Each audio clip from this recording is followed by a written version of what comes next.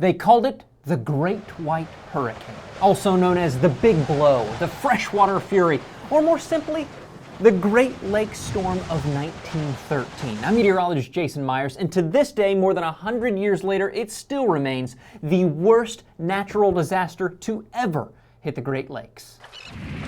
What would become a monster snowstorm started out as an Alberta clipper that blew onto the edges of Lake Superior on November 6, 1913, and the weather forecast at the time was calling for moderate to brisk winds and a rain-snow mix in the Great Lakes. The next day, a second storm began to emerge from the Mississippi Valley, and the coming storm combination was categorized as a moderately severe 1-2 punch. On November 8th, the Alberta clipper status was upgraded to severe, centered over eastern Lake Superior. Winds reached gale strength, 60 miles an hour at its peak, but late in the day, it appeared the storm was winding down and moving north. Ship traffic began flowing again, thinking the worst was behind them, but this was a mistake that would cost them.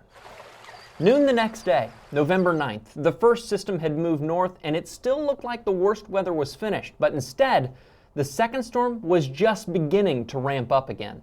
That evening, the storm underwent rapid intensification, something today we call a weather bomb.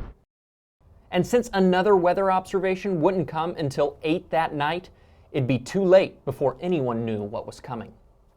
Arctic cold from the first system combined with the moisture from the second, and temperatures began suddenly dropping into single digits.